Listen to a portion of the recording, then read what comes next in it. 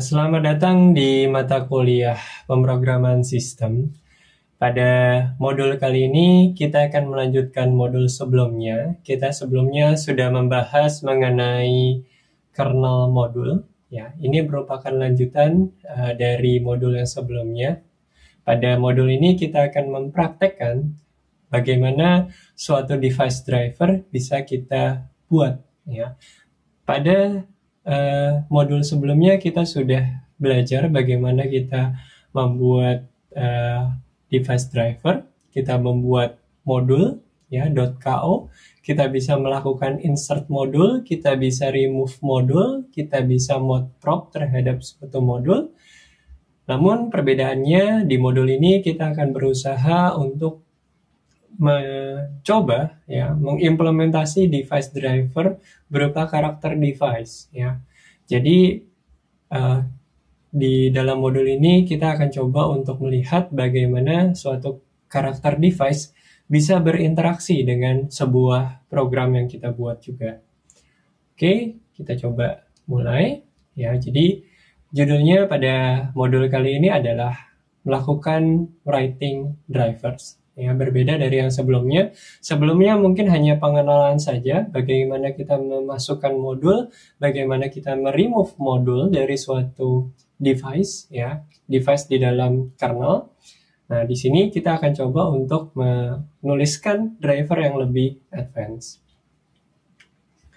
Oke ya, sebelumnya kita sudah mempelajari bagaimana cara mengcompile modul ya, bagaimana modul programming. Sekarang kita akan coba untuk menulis driver kita sendiri.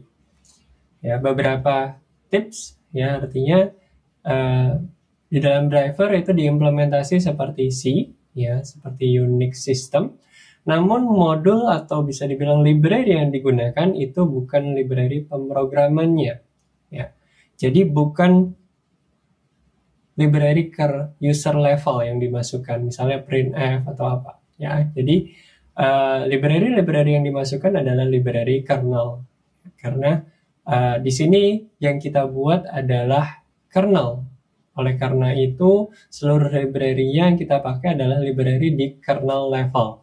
Sedangkan biasanya yang kita implementasi ketika kita membuat program stdio, printf itu beberapa library yang berada di user level. Ya, jadi di sini dibilang no C library. Ya, jadi kernel harus bisa stand alone dan tidak menggunakan user space code.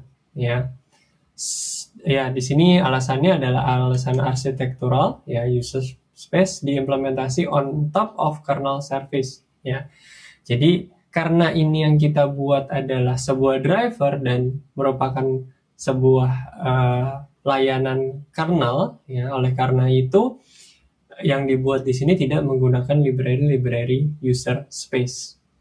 Ya, technical reason di sini atau alasan teknikal ya. Karena di sini kernel itu berjalan sendiri pada saat dia booting ya, pada saat booting, dan dia memiliki akses terhadap root file system. Ya, kita review kembali, sebelumnya kita tahu bahwa kita meload yang namanya init-ram-fs atau init-rd sebagai main driver kita sebelum kita bisa mengakses misalnya hard disk, sebelum kita bisa mengakses misalnya network.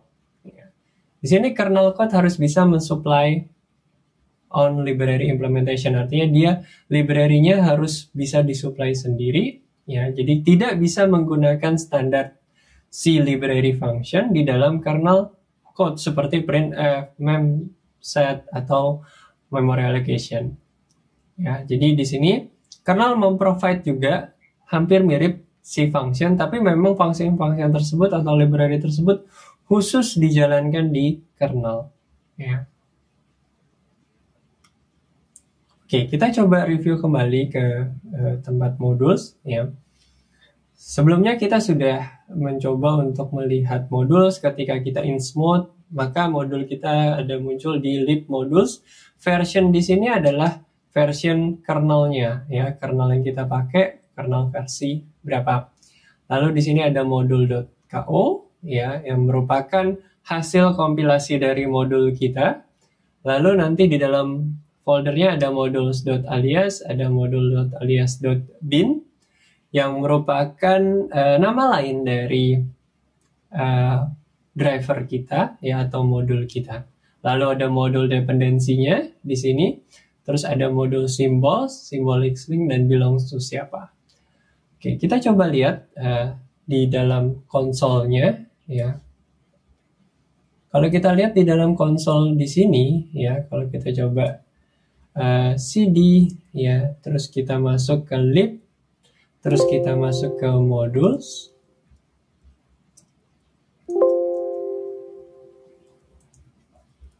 Kita ls di sini, kita lihat di kernel 4.15.0.0/12 ya. Kenapa saya pilih yang 123? Karena ini adalah kernel yang saya sedang jalankan di sini, yaitu 4.15.0/strip123 generic. Ya, di dalam sini kita bisa melihat ya, ada namanya vi modules alias. Ya, kita bisa lihat alias dari beberapa modul yang terpasang di tempat kita. Ya, kita bisa melihat aliasnya apa saja. Atau di sini kita mau lihat vi modules dep. Ya. Kita bisa lihat di sini beberapa dependensi dari modules-modules yang ada di dalam tempat kita. Oke.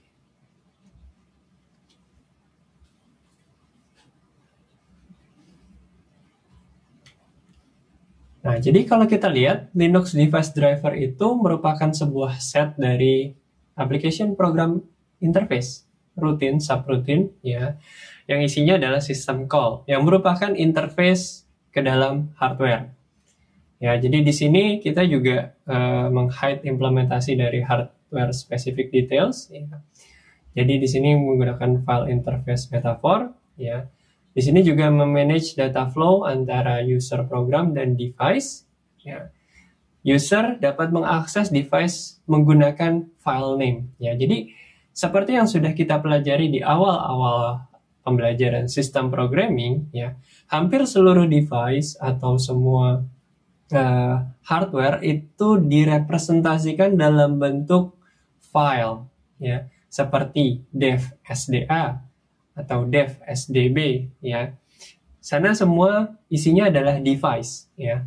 Mau itu karakter device ataupun block device. Kalau block device, seperti kita tahu bahwa storage itu adalah salah satu implementasi dari block device. Ya, jadi device di dalam Linux itu direpresentasikan dalam bentuk file, representasi file ya. Jadi ingat bahwa itu adalah representasi file. Seperti yang sudah kita pelajari, ada namanya karakter device dan ada block device.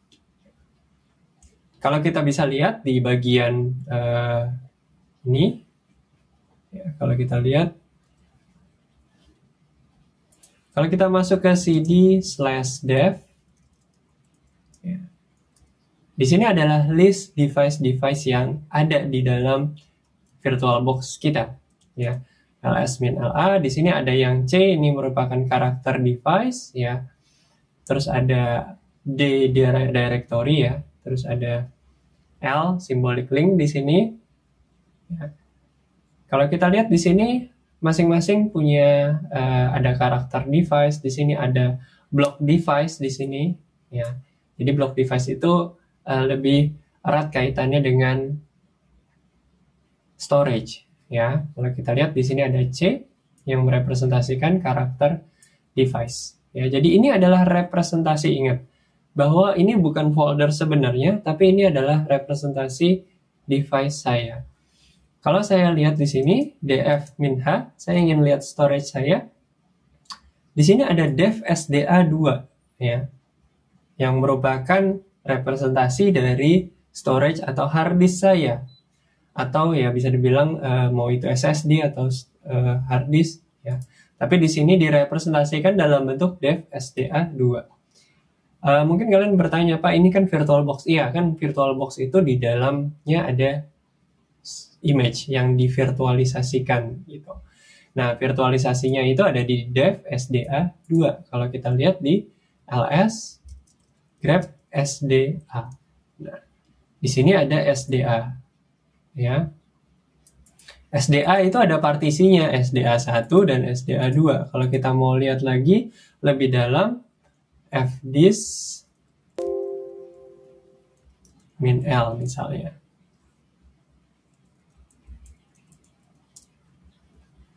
Ya, SDA di sini ya, SDA 51,5 GB.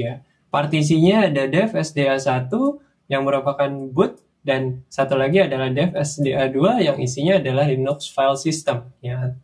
Itu adalah device saya ya, yang direpresentasikan dalam bentuk /dev ya. ls grep SDA. Oke, ya mudah-mudahan bisa dimengerti ya bahwa semua device direpresentasikan dalam bentuk representasi file.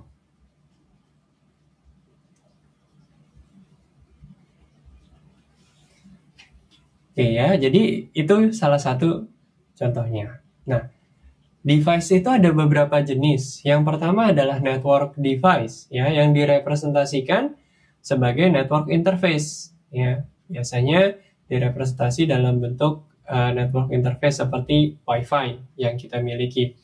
Terus ada block device. Terus ada karakter device seperti yang tadi saya sudah jelaskan.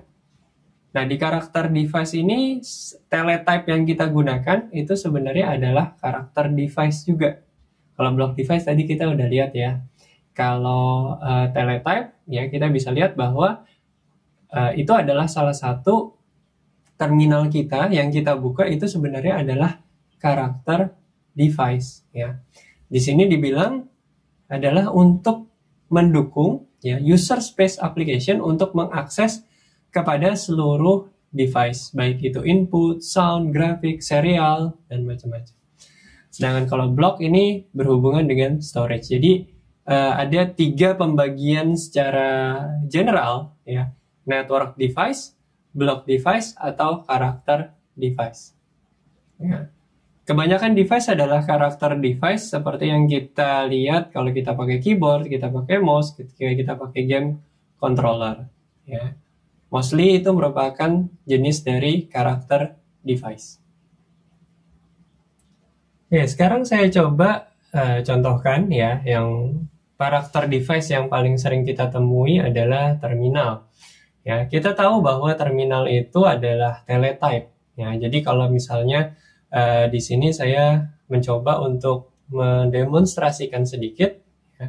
Saya punya dua konsol di sini ya. Kalian bisa buka 2 konsol saja. Kalian bisa ketikkan who am I. Ya. Di sini saya menggunakan PTS strip 0. Untuk yang ini ya, kalau kita lihat who am I, teletype saya atau tempat saya mengetikkan itu ada di PTS 1. Lalu misalnya saya coba lihat dari VirtualBox-nya, Alpha VirtualBox-nya di sini. Ya, saya login di sini.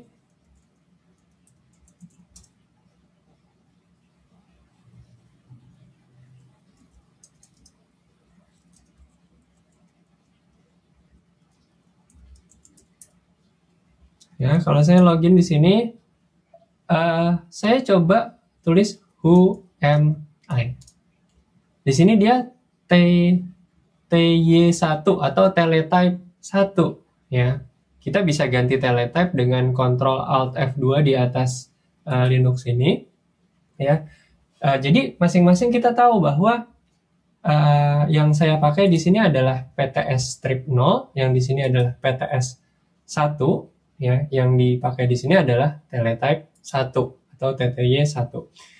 Itu semua ada di dalam dev ya. Kalau kita bisa lihat di sini dev ya. Kita ls ya, grep PTS ya. Di sini ada PTS ya. Terus kita lihat lagi yang berupa ls min l, kita coba. Ya, di sini PTS. Kalau kita masuk ke PTS, ada PTS berapa saja? Ya, ada 0, dan 1. Kita lihat ls min l, dia merupakan C atau karakter device, ya. Lalu kita mau lihat di sini juga ada teletype, ya. Teletype kalau kita lihat cd tty,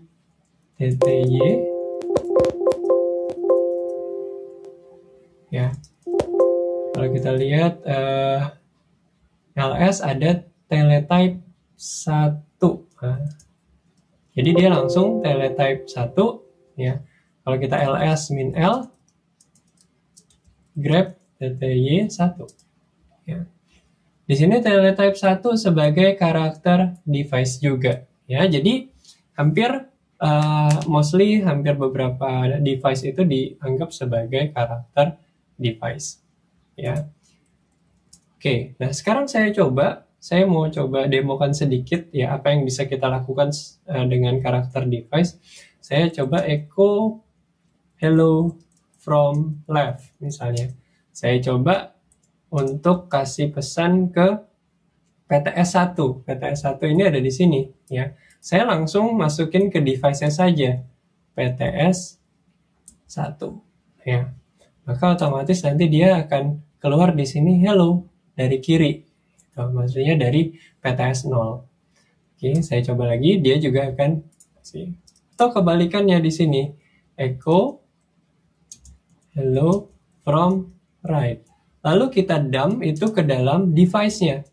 Device PTS, di sini adalah yang kita tahu PTS-nya adalah PTS 0, ya, PTS 0. Oke, ya, begitu juga kita mau coba kasih tahu yang bawah misalnya, ya, echo hello. Terus kita ini dev/tty1. Ya, dia akan mengeluarkan pesan hello. Ya, jadi bukan sekedar dia merepresentasikan suatu file, tapi sebenarnya itu juga bisa kita akses, ya. Dengan cara ya kita bisa mendefine device yang mau kita akses.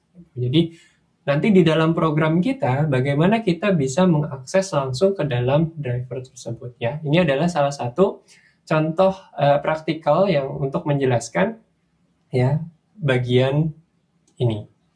Ya, untuk menjelaskan bagian dari karakter device. Ya, ini adalah karakter device tadi, ya. Jadi can be buffered, ya. Di sini support open, close, read dan write, ya. Diakses secara sekuensial, ya, dalam beberapa kasus. Tidak support file 6, tidak bisa secara random diakses dan tidak bisa di buffer. Terus ada namanya block device, biasanya ini adalah dalam bentuk storage, ya. Dapat secara akses di random atau diakses secara random. Buffer cache itu biasanya digunakan untuk mempercepat akses, ya. Di sini block dan karakter device berbeda, ada di kernel level. Nah, di sini block device juga dapat menghost sebuah file sistem, ya, seperti tadi dev.sda. Kita lihat ada dev.sda 1, ada dev.sda, di sana ada yang partisi yang boot, ada yang partisi untuk yang Linux-nya. Ya, jadi dia bisa punya file sistemnya, atau di Windows dia punya bootnya, dia punya NTFS file sistemnya. Ya, jadi yang dimaksud dia bisa host a file system, artinya dia bisa memiliki file system di dalamnya.